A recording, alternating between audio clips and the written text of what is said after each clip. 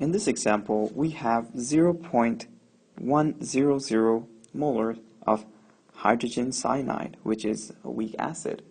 And we're also given our acid ionization constant, or Ka, and it's equal to 4.9 times 10 to the power of negative 10. We are asked to find the H plus ion concentration, or the H3O plus ion concentration, and the pH. Since we're dealing with weak acids and bases here, we're going to use the ice table to do our solution. So to start off, we write out the equation displaying the dissociation process. So we have HCN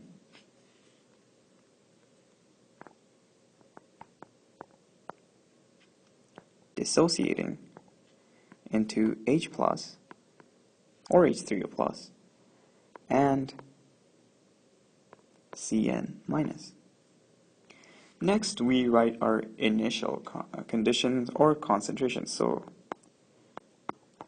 initially, we are given that we have 0.100 molar of HCN and nothing else. So we can say that we have 0 molar of cyanide, and although autoionization of water produces some H plus ions in the first place, it's very little, or it's negligible, so we can say that it's approximately 0.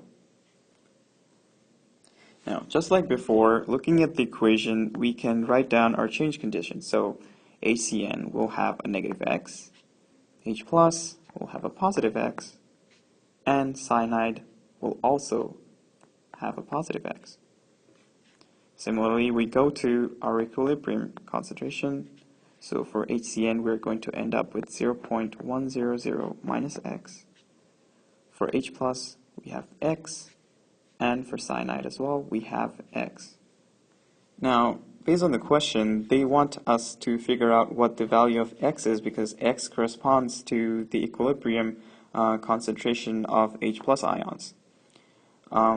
We are also given our Ka value, which we can use along with these equilibrium expressions to figure out the value of x. Now, just like before, we know that Ka is going to be equal to, we have our products as H plus and Cn minus over HCN, which is equal to, since for x we have, for H plus we have x, we're going to have x times, the same goes for cyanide, so we'll have x again, over HCN is 0.100 minus x. Now we're also given our Ka value, so we can say that, or 4.9 times 10 to the power of negative 10 is equal to x squared over 0.100 minus x. Now, before we get to complicated calculations, we see that we have this annoying part of our equation, which is 0.100 minus x, which makes it really difficult for some people to calculate the value of x. So what we can do here is that we can apply the hundredths rule, or which is also known as the 5% rule, because if we look carefully into the question, we see that we have our Ka value in terms of 10 to the power of negative 10, which is far less than 10 to the power of negative 4. So we can say that this x over here, let's say it's 0.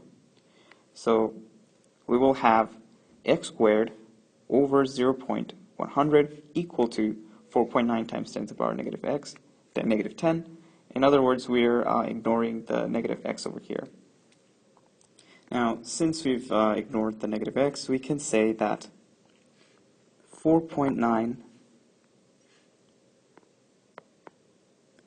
times 10 to the power of negative 10, or our Ka value, is equal to x squared over 0.100, because we've ignored the x, which is supposed to be subtracted from 0.100. So we get or x equal to square root of 0.100 times 4.9 times 10 to the power of negative 10, which is equal to 7.0 times 10 to the power of negative 6 molars. Now, we were looking for X, which is our required concentration for H+, and it is equal to 7 times 10 to the power of negative 6 molars. Now, we have to find the next part, since we already have our H+ concentration, which is 7 times 10 to the power of negative 6. We have pH left to find. Now, pH, we know that pH is equal to the negative log of H+. So all we do is we plug this value into our H+. So we have negative log of 7.0 times 10 to the power of negative 6. And we get a pH value at the end of 5.15, which is our answer.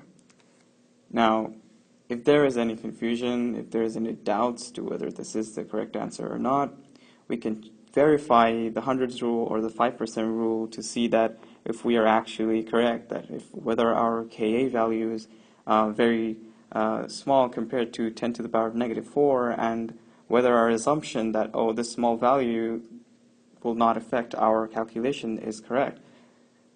So in order to validate,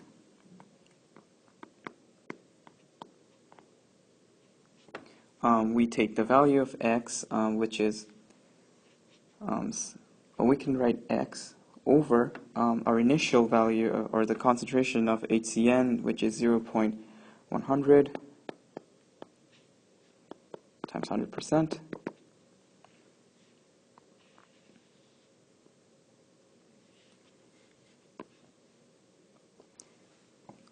Which is the same as writing 7 times 10 to the power of negative 6 over 0.100 times 100%. We end up with 7 times 10 to the power of negative 3%, which is way less than 5%. So we can say that our approximation is valid and our answer is correct. Let us now look into the next example, which uses the same concepts for weak acids and bases.